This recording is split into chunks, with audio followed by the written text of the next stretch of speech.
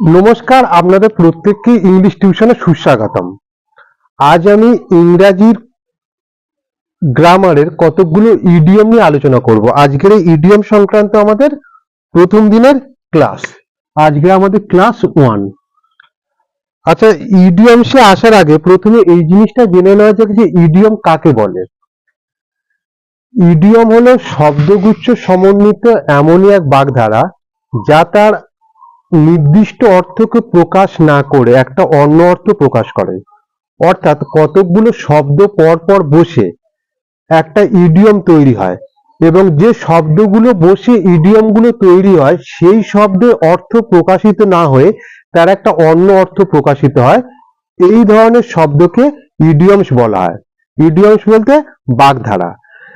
আজকের আমি যে প্রথম ইডিয়মসটা নিয়ে আলোচনা করছি সেটা হলো এবিসি। এবিসি এই ইংরাজি ইডিয়মটা বাংলা অর্থ হলো প্রাথমিক জ্ঞান। প্রাথমিক জ্ঞান বলতে কোনো জিনিসের সম্পর্কে একটা সাধারণ ধারণা বা তার যে প্রাইমারি লেভেলের যে জ্ঞান সেই অংশ, সেই ব্যাপারটাকে বলা হচ্ছে এবিসি। এবং এবিসি এবং প্রাইমারি নলেজ দুটো হলো একই। এর একটা উদাহরণ হলো ছবি আঁকায় তার প্রাথমিক জ্ঞান পর্যন্ত নেই, মানে কেমন ভাবে ছবি আঁকতে হয় সে বিষয়ে তার প্রাথমিক জ্ঞানটুকু পর্যন্ত নেই। এটাকে যদি আমরা ইংরাজিতে অনুবাদ করি তাহলে এখানে কি বলছে, তার তার ইংরাজি কি, হি। হি এটা যেহেতু প্রেজেন্ট টেন্সে রয়েছে তাই এখানে বি এর পরিবর্তে ডাজ হবে। হি ডাজ নট, কি বলছে, জানা, মানে এখানে জ্ঞান মানে কি, জানা। তাহলে does not know, he does not know the ABC. ABC কিসের, ছবি আঁকায়। He does not know the ABC of painting. PAINTING। He does not know the ABC of painting. এই যে বাক্যটার এবিসিটা হলো ইডিয়ম যার বাংলা অর্থ প্রাথমিক জ্ঞান। ছবি আঁকায় তার প্রাথমিক জ্ঞান পর্যন্ত নেই, এটা যে ট্রান্সলেশনটা হলো হি does not know the ABC of painting. এই বাক্যে যে এবিসিটা রয়েছে সেটা হলো ইডিয়ম যার বাংলা অর্থ হলো প্রাথমিক জ্ঞান।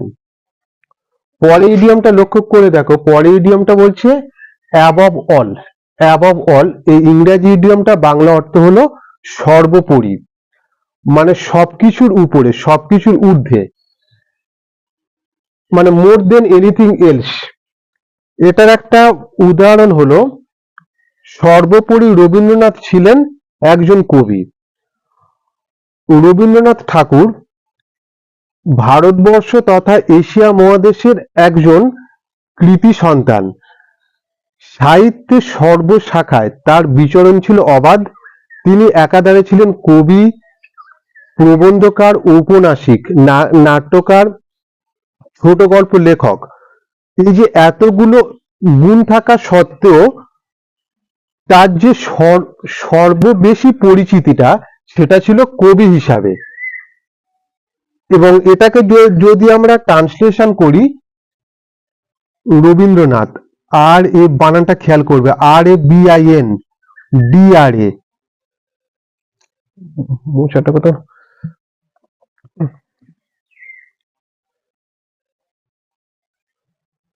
Rabindranath RABIN DRA, Rabindranath. এখানে পাস্ট টেন্স, সেখানে বলেছেন ছিলেন, তাহলে এখানে কি হবে, ওয়াজ। রবীন্দ্রনাথ ওয়াজ। এবং বাক্যের মাধুর্য আনার জন্য আমরা এখানে একটা কোমা ব্যবহার করব। Rabindranath was above all, ABOVE, above all. আবার এখানে একটা কোমা দেবো, Rabindranath was above all a কবি, ইংরাজি কি, পোয়েট।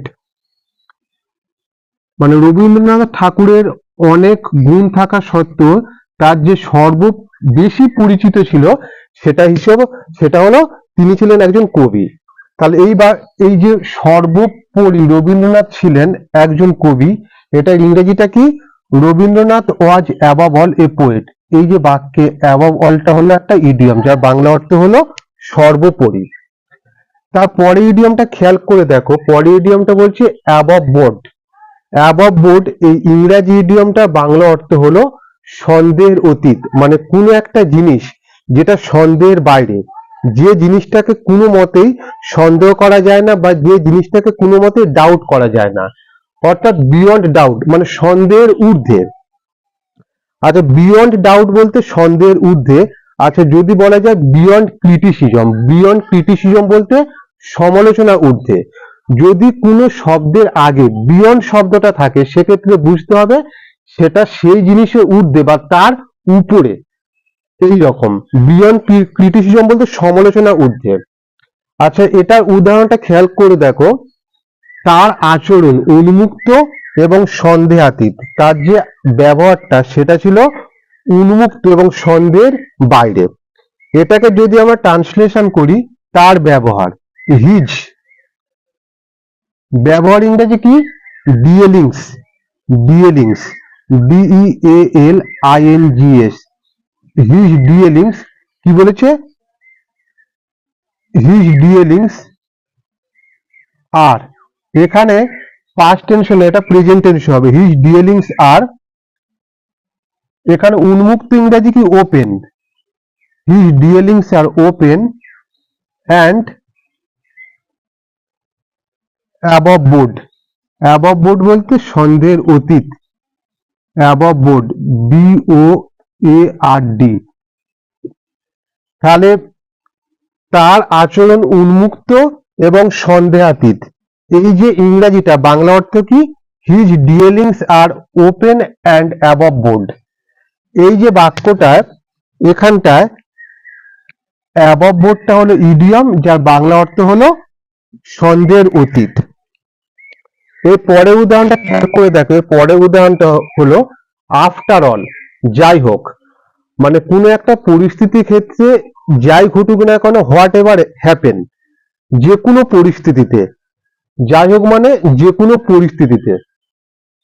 এর যে আফটার অল এর যে নিয়ারেস্ট মিনিং হলো ইনস্পাইট অফ এভরিথিং। মানে যে কোনো কিছুর সত্ত্বেও, বা যে কোনো পরিস্থিতি সত্ত্বেও, যে কোনো ঘটনা সত্ত্বেও। এর একটা উদাহরণ হলো, যাই হোক না কেন সে একজন সজ্জন। মানে যে কোনো পরিস্থিতিতে যাই হোক না কেন তিনি ছিলেন একজন সজ্জন ব্যক্তি। সজ্জন বলতে honest.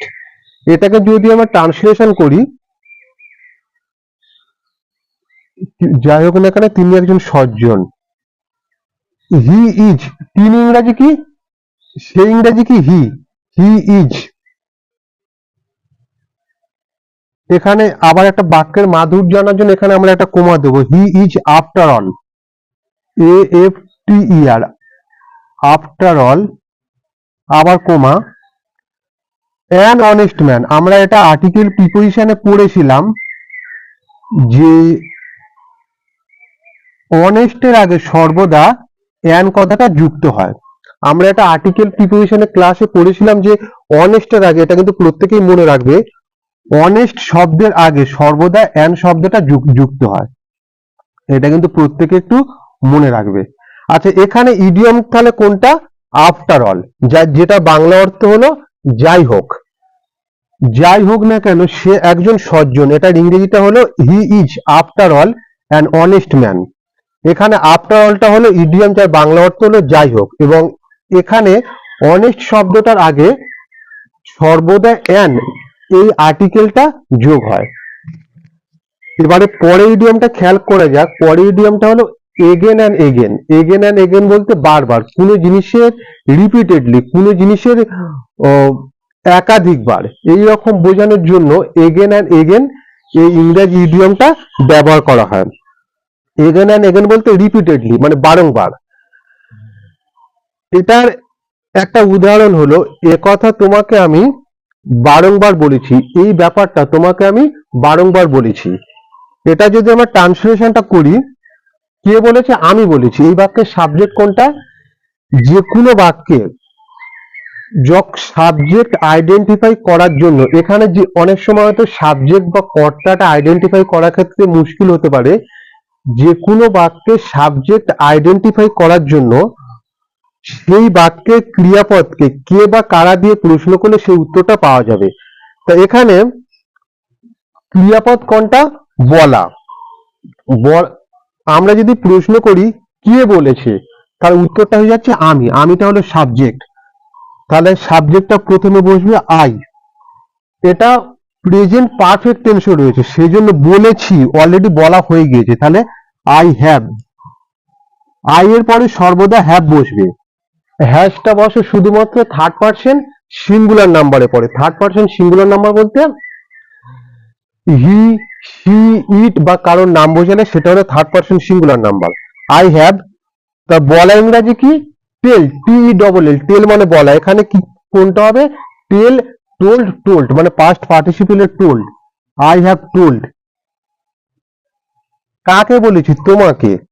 You, I have told you. কি বলেছি? এটা। This, I have told you this. কি বলেছি? বারংবার। Again and again, again and again. এ কথা তোমাকে আমি বারংবার বলেছি। I have told you this again and again. এই যে বাক্যটা এগেন অ্যান্ড এগেন হলো ইংরাজি ইডিয়ম, যার বাংলা অর্থ হলো বারংবার। আমাদের চ্যানেলের ভিডিও সম্পর্কে যদি আপনাদের কোনো কিছু মতামত থাকে, নিচে কমেন্ট বক্সে লিখে অবশ্যই জানাবেন। ধন্যবাদ।